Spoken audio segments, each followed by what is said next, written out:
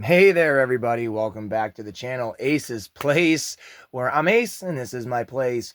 And yes, you already know the routine. You got to like it, you got to subscribe to it. You better leave a comment, share it so the world will hear our name here at Ace's Place. I don't know, that sounded kind of good to say. Want to give a quick shout out to my dude Roughshod Stalks. Check his channel out for some great toy hunts, some really good lives. He just did one last night. I think it was last night. God, I can't remember now. Where he did an unboxing and he showed off the NECA Ninja Turtle. Oh, I got one right here. What are they?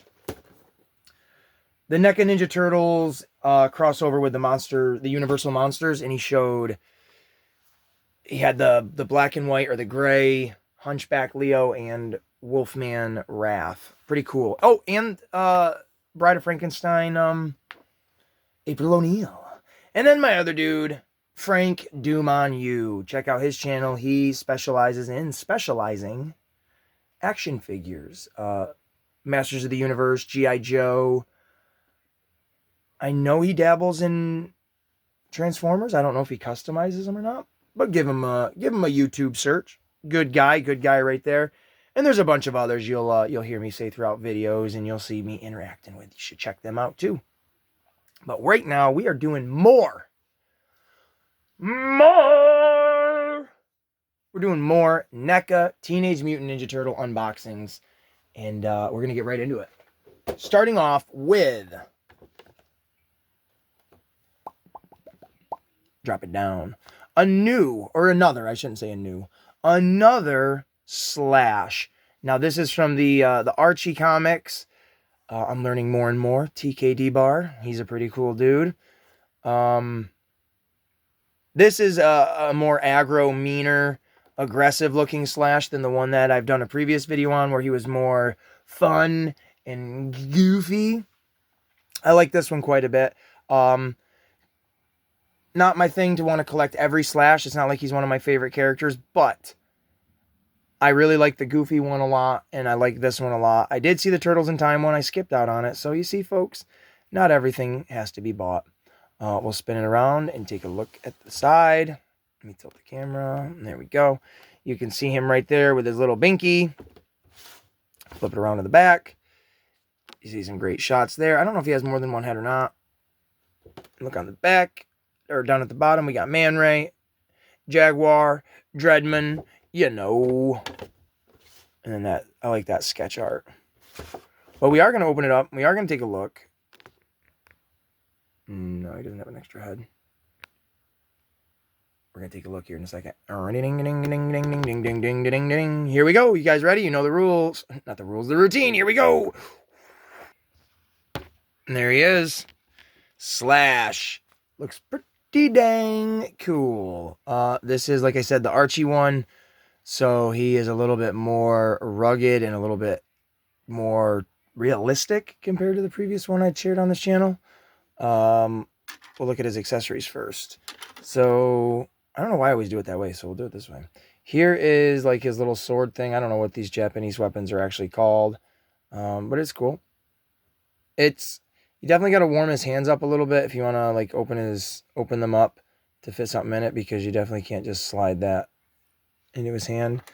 He does have another sword that's in his hand, and then he's got an assortment of hands. He's got closed fist, these open ones that really you could probably put something in, and then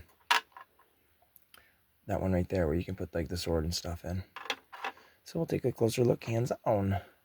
Here he is, up close and personal. He looks very cool.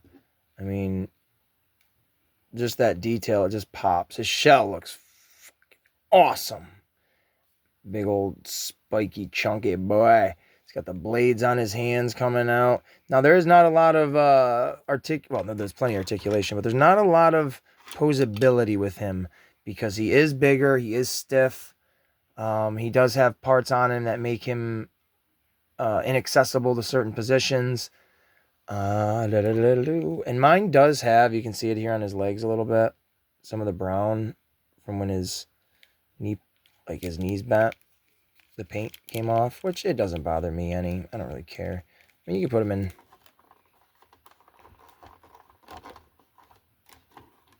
Let me see what I can do here. Can I put him in like a cool, like, it's not much different than what he was just in.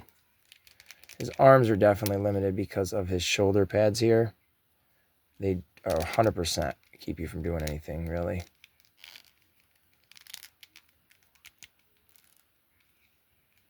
You could do something like that. More, I guess, I don't really know. But he looks great. All those little gadgets and weapons on his belt. There he looks kind of like a normal turtle, right? And then there he looks like the evil Slash. I love it.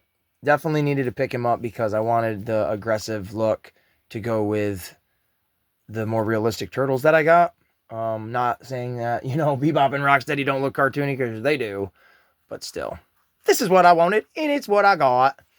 So, final thoughts. I really like this figure. I do wish it had a little bit more mobility and a little bit more posability. But for what it is and what I buy them for, what most of us buy them for, just to sit on the shelf. We pull it down when we want. We tinker around with it, do what we want for a few minutes, and then we put it back up on the shelf. That's what its purpose is. I do dig it, though. I don't rate these things. But if I was to rate it, I'd give it a solid 7.6. You heard me. A solid 7.6. Don't question it. Just accept it.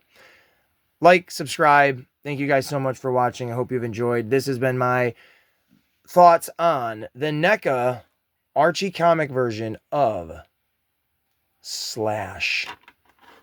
What do you guys think? Let me know down in the comments. Pretty awesome figure.